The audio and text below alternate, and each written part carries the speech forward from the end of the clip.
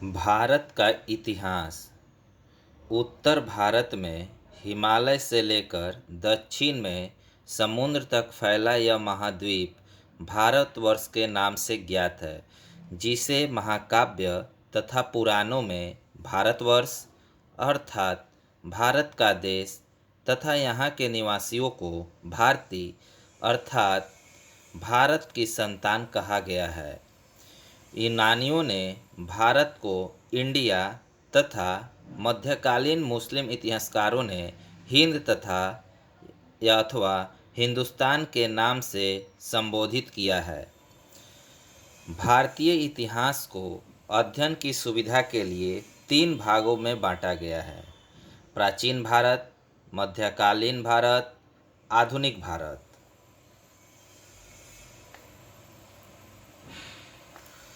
प्राचीन भारत। प्राचीन भारतीय इतिहास के स्रोत।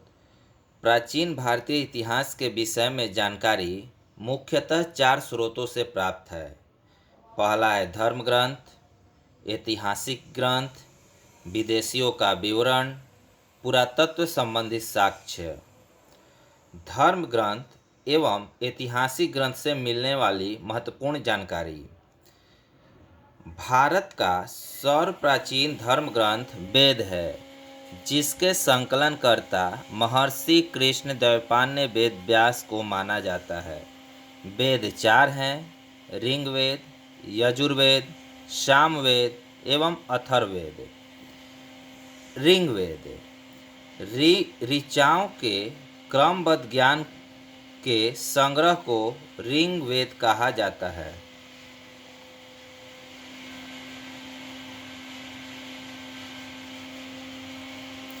इसमें 10 मंडल, 1028 सूक्त, वाल्खील्य पाठ के 11 सूक्तों सहित एवं 10,462 ऋचाएँ हैं।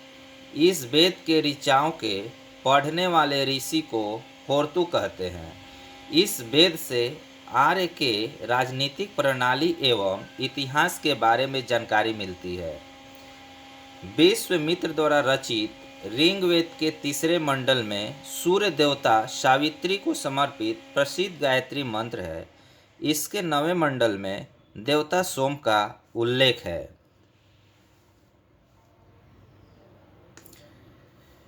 इसके 8वें मंडल की हस्तलिखित ऋचाओं को खील कहा जाता है। चतुर्वर्ण समाज की कल्पना का आदि स्रोत ऋग्वेद के 10वें मंडल में वर्णित पुरुष सूक्त है, जिसके अनुसार 4 वर्ण यानी ब्राह्मण, क्षत्रिय, वैश्य तथा शूद्र आदि पुरुष ब्रह्मा के क्रमशः मुख, भुजाओं, जंघाओं और चरणों से उत्पन्न हुए हैं।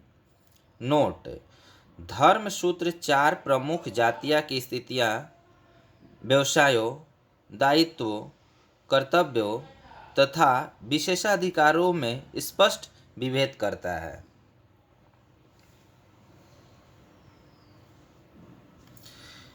ईसा पूर्व एवं ईस्वी।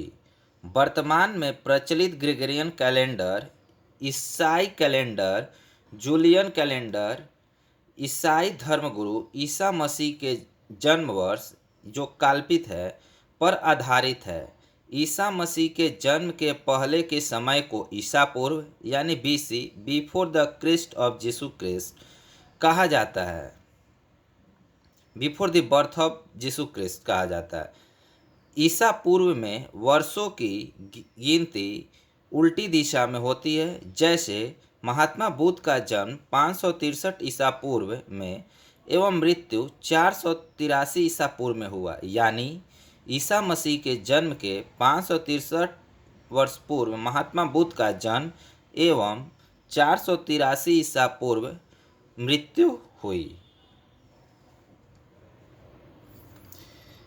ईसा मसीह की जन्म तिथि से आरंभ हुआ सन ईसवी सन कहलाता है। इसके लिए संक्षेप में ईसा लिखा जाता है। ईसवी को लैटिन भाषा के शब्द एडी में भी लिखा जाता है। एडी यानी एनो डोमिनी का शाब्दिक अर्थ है in the year of Lord Jesus Christ.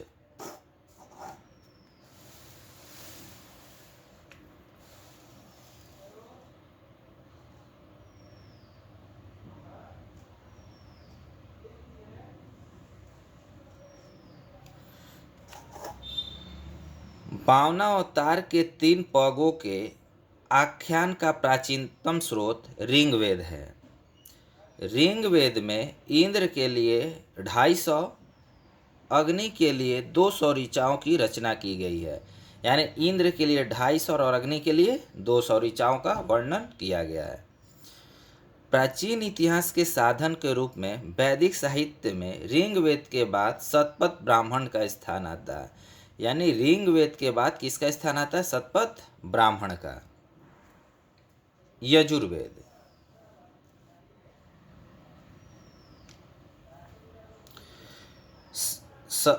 सरस्वर पाठ के लिए मंत्रों तथा बलि के समय अनुपालन के लिए नियमों का संकलन यजुर्वेद कहलाता है। इसके पाठकर्ता को अधर्यु कहते हैं। यह एक ऐसा वेद है जो गद्य और पद दोनों में है। यानी गद्य और पद वाला वेद कौन सा कहलाता है? यजुर्वेद। सामवेद। यह गाई जा सकने वाली ऋचाओं का संकलन है। इसके पाठकर्ता को उद्रातु कहते हैं। इसे भारतीय संगीत का जनक कहा जाता है। यानी भारतीय संगीत का जनक किसे कहा जाता है? सामवेद को।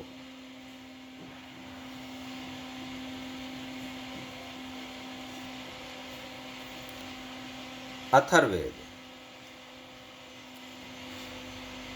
अथर्वा ऋषि द्वारा रचित इस वेद में रोग निवारण, तंत्र, मंत्र, जादू, टोना, शाप, वशीकरण, आशीर्वाद, स्तुति, प्रायश्चित, औषधि, अनुसंधान, विवाह, प्रेम, राजक्रम, मातृभूमि, महात्म्य आदि विधिक विषयों के संबंध में मंत्र तथा सामान्य मनुष्य के विचारों, विश्वासों, अंधविश्वासों इत्यादि का वर्णन है।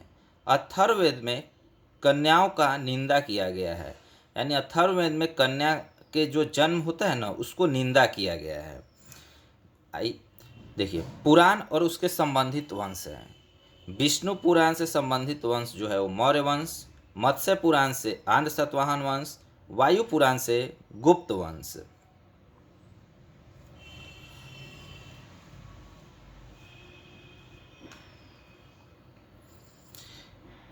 अथर्ववेद में इसमें सभा एवं समिति को प्रजापति की 2 पुत्रियां कहा जाता था। यानी सभा और समिति को प्रजापति की 2 पुत्रियां कहा जाता था, यह कहा गया है।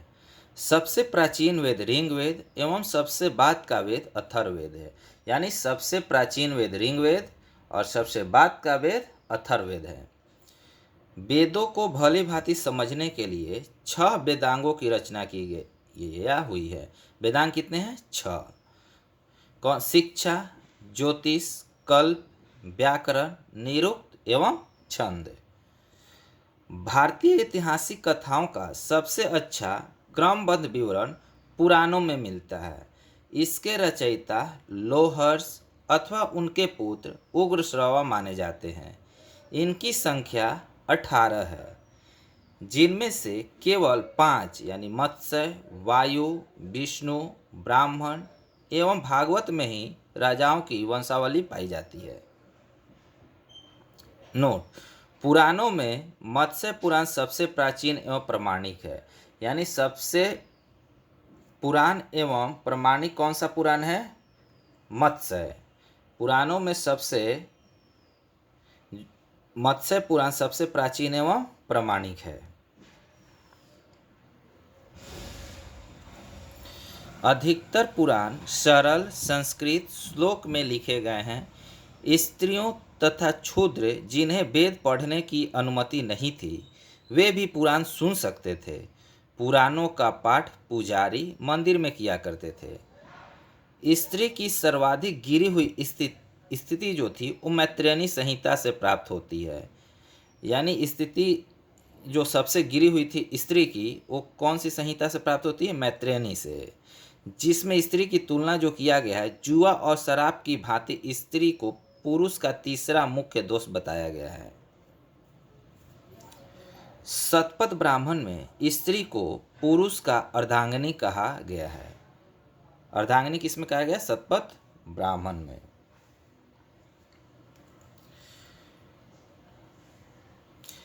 स्मृति ग्रंथों में सबसे प्राचीन एवं प्रमाणिक मनुस्मृति मानी जाती है। यह शुंग काल का मानक ग्रंथ है। नारद स्मृति गुप्त युग के विषय में जानकारी प्रदान करता है। जातक में बुद्ध की पूर्व जन्म की कहानी वर्णित है। हीनयान का प्रमुख ग्रंथ कथा वस्तु है, जिसमें महात्मा बुद्ध का जीवन चरित्र अनेक कथानकों का वर्णन भी है।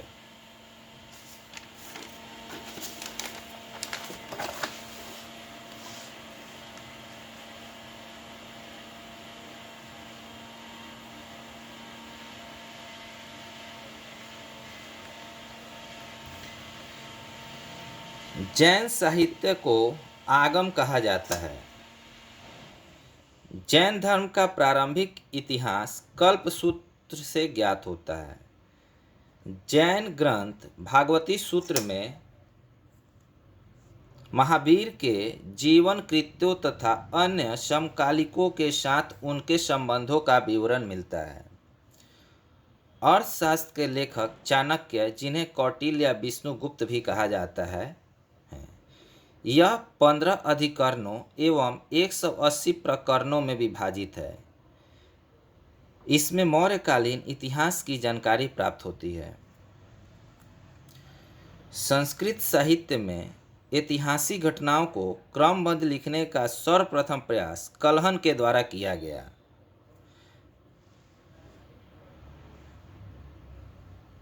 यानी संस्कृत साहित्य में ऐतिहासिक घटनाओं को क्रमबद्ध लिखने का सर्वप्रथम प्रयास कलहन के द्वारा किया गया। कलहन द्वारा रचित पुस्तक राजतरंगिणी, जिसके संबंध में कश्मीर के इतिहास से है, यानी राजतरंगिणी का संबंध कश्मीर के इतिहास है, ठीक है, जो कलहन द्वारा लिखा गया। अरबों को सिंध विजय का वृत्तांत चचनामा, जिसके लेखक अली अहमद में सुरक्षित है। यानी चचनामा के लेखक कौन है? अली अहमद। अष्टाध्यायी संस्कृत भाषा व्याकरण की प्रथम पुस्तक अष्टाध्यायी को कहा जाता है, जिसके लेखक पाणिनि है। इसमें मौर्य के पहले के इतिहास तथा मौर्य युगीन राजनीतिक अवस्था की जानकारी मिलती है या प्राप्त होती है। किससे? अष्टाध्यायी से, जिसके लेखक पाणिनि है।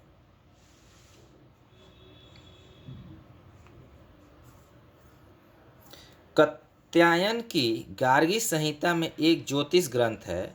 फिर भी इसमें भारत पर होने वाले यवन आक्रमण का उल्लेख मिलता है।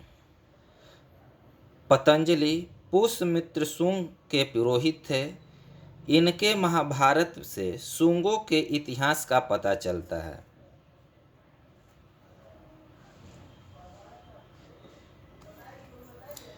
विदेशी यात्रियों से मिलने वाले प्रमुख जानकारी।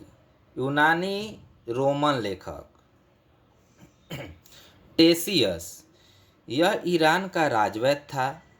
भारत के संबंध में इसका विवरण आश्चर्यजनक कहानियों से परिपूर्ण होने के कारण अविश्वसनीय, यानी इसकी कहानी जो काल्पनिक थी, इसीलिए इसकी जो मैंने ये अपना कथन कहा वो अविश्वसनीय हो रहा। जो यूनानी रोमन लेखक था हेरोडोटस, इसे इतिहास का पिता कहा जाता है। इतिहास के पिता हेरोडोटस को कहा जाता है। इसने अपनी पुस्तक हिस्टोरिका में 5वीं शताब्दी ईसा पूर्व भारत फारस के संबंध का वर्णन किया है, परंतु इसका विवरण भी अनुश्रुतियों एवं अफवाहों पर आधारित है। यानी हेरोडोटस के पुस्तक का नाम है हिस्टोरिका, जिसे इतिहास का पिता भी कहा जाता है। सिकंदर के साथ आने वाले लेखकों में निरियाकस, आनेस्क्रिटस तथा ऑस्टियोबुलस के विचारण अधिक प्रमाणित एवं विश्वसनीय हैं। मेगास्थनीज, यह सेल्यूकस निकेटर का राजदूत था, जो चंद्रगुप्त मौर्य के दरबार में आया था। इसने अपनी पुस्तक इंडिका में मौर्य युगीन समाज एवं संस्कृति विषय में लिखा। यानी मेगास्थानीज जो आया था वो सेल्यूकस निकेटर का एक राजदूत था जो चंद्रगुप्त मौर्य के दरबार में आया था। इसने अपनी पुस्तक इंडिका लिखा जिसने मौर्यकालीन समाज और संस्कृति के विषय में वर्णन किया है। डाइमेकस, यह सीरियन नरेश अंतियोकस का राजदूत था जो बिंदुसार के दरबार में आया था। इसका विवरण भी मौर्य युग से संबंधित है। यानी डाइमेकस जो था वो किसके दरबार में आया था? बिंदुसार के दरबार में आया था। यह किसका राजदूत था? अंतियोकस का राजदूत था।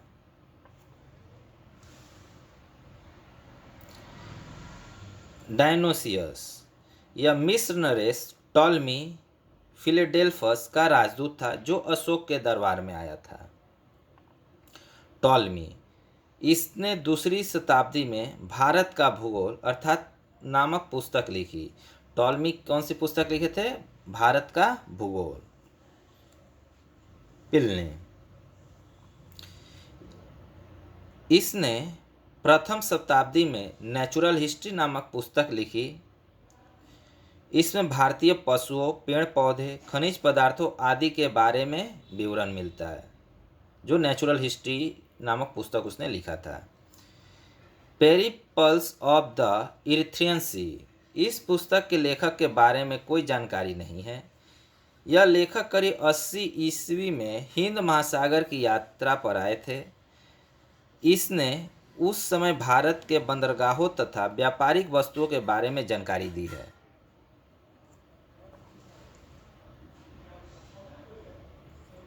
ठीक है, बंदरगाहों और व्यापारिक वस्तुओं के बारे में जानकारी दी है। चीनी लेखक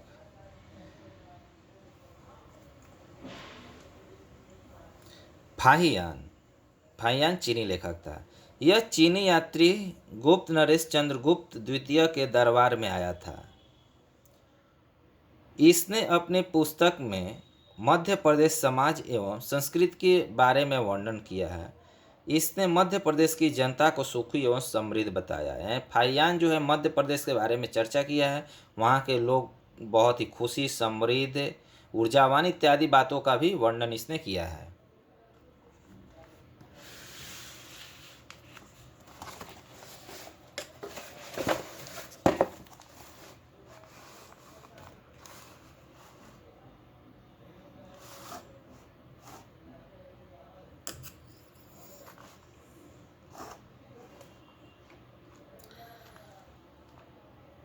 संयुंगन, यह 518 ईस्वी में भारत आया। इसने अपने 3 वर्षों की यात्रा में बौद्ध धर्म की प्राप्तियां एकत्रित की।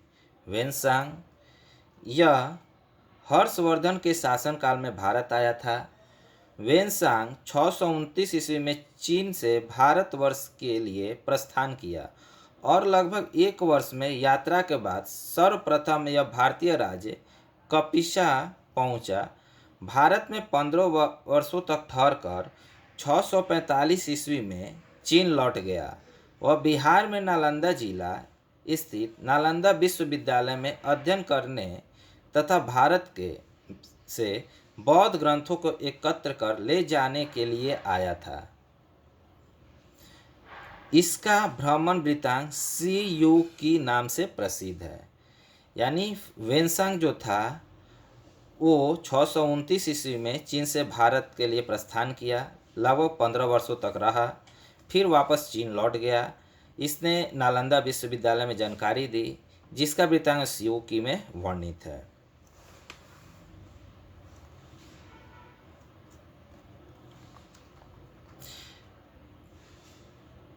जिसमें 138 देशों का विवरण भी मिलता है इस पुस्तक सियोकी में। इसने हर्षकालीन समाज, धर्म तथा राजनीति के बारे में वर्णन किया है।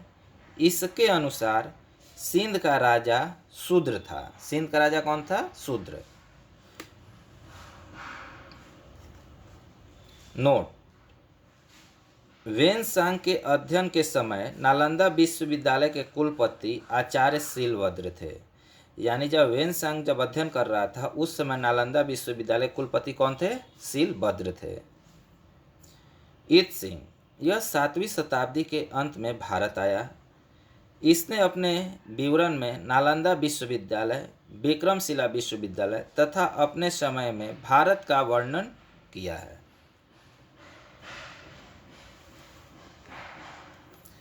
अरबी लेखक अल-बरूनी, यह महमूद गजनी के साथ भारत आया था। अल-बरूनी किसके साथ भारत आया? गजनवी के साथ। अरबी में लिखी गई उसकी कृति किताब उल हिंद या तहकीक हिंद यानी भारत की खोज आज भी इतिहासकारों के लिए एक महत्वपूर्ण स्रोत है। यह एक विस्तृत ग्रंथ है जो धर्म और दर्शन, त्योहारों, खगोल विज्ञान, कीमिया, रीति रिवाजों तथा प्रथाओं, सामाजिक जीवन, भार तौल, मापक विधियाँ, पूर्ति कला कानून, मापतंत्र, विज्ञान आदि विषयों के आधार पर 80 अध्यायों में विभाजित है।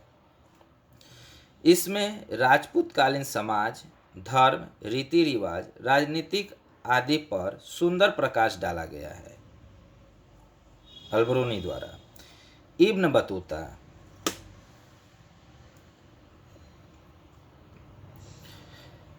इसके द्वारा अरबी भाषा में लिखा गया उसका यात्रा वृत्तांत, जिसे रिहला कहा जाता है, 14वीं शताब्दी में भारतीय उपमहाद्वीप के सामाजिक तथा सांस्कृतिक जीवन के विषय में बहुत ही प्रचुर तथा सबसे रोचक जानकारियाँ देता है।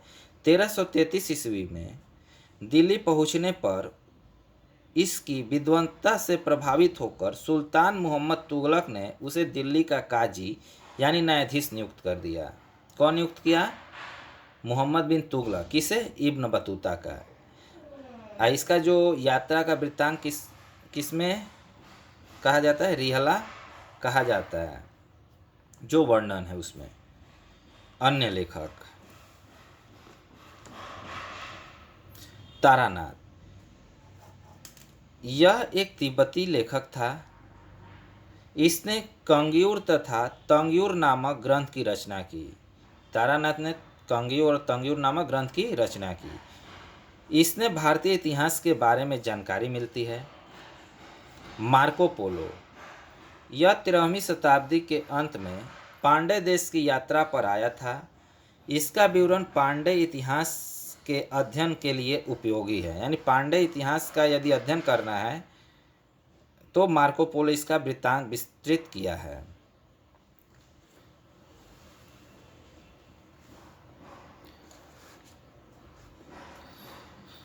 पुरातत्व संबंधी साक्ष्य से मिलने वाली जानकारी। 1400 ईसा पूर्व के अभिलेख बोगाज कोई एशिया माइनर से वैदिक देवता मित्र, वरुण, इंद्र, नाथसय यानी अश्विनी कुमार के नाम से मिलते हैं। मध्य भारत में भागवत धर्म विकसित होने का प्रमाण यवन राजदूत होलियोडोरस के बेसनर यानी विदिशा गरुड़ स्तंभ के लेख से प्राप्त होता है।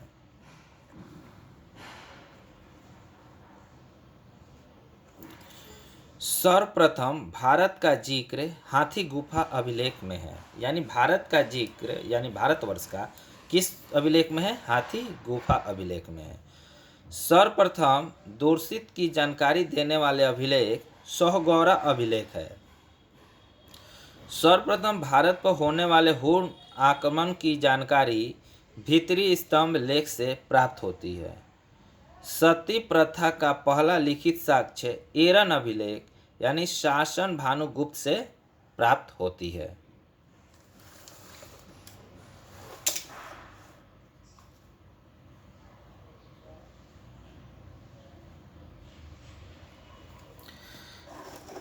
रेशम बुनकरों की श्रेणियों की जानकारी मंदसौर अभिलेख से प्राप्त होती है। यानी रेशम बुनकर श्रेणियों की जानकारी मंदसौर अभिलेख से प्राप्त होती है।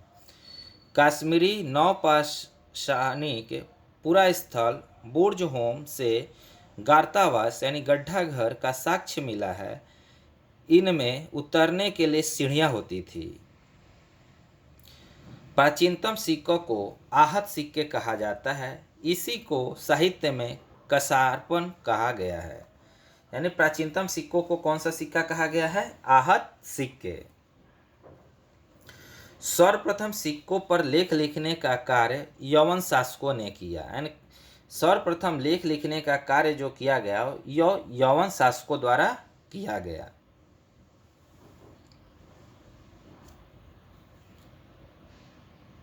समुद्रगुप्त की बीना बजाते हुए मुद्रा वाले सिक्के से इसकी संगीत प्रेमी होने का प्रमाण मिलता है। यानी सिक्का पर समुद्रगुप्त द्वारा बीना बजाते हुए दर्शाया गया है, जिससे पता चलता है कि यह बौद्ध संगीत का प्रेमी था। अरिकमेडु पुडुचेरी के निकट में रोमन सिक्के प्राप्त हुए हैं। नोट: सबसे पहले भारत का संबंध बर्मा, स्वर्णभूमि वर्तमान में म्यांमार, मालवा, मलाया यानी स्वर्ण द्वीप, कंबोडिया, कंबोज और जावा यानी यव द्वीप से स्थापित हुए।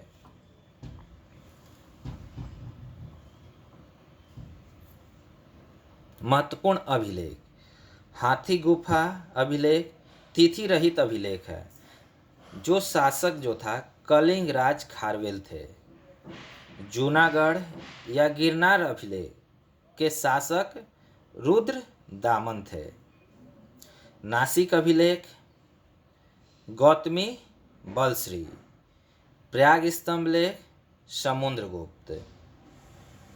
ऐहोल अभिलेख पुलकेशिन द्वितीय से संबंधित है। मंदसौर अभिलेख मालवा नरेश यशोवर्मन से संबंधित है। ग्वालियर अभिलेख प्रतिहार नरेश भोज से संबंधित है।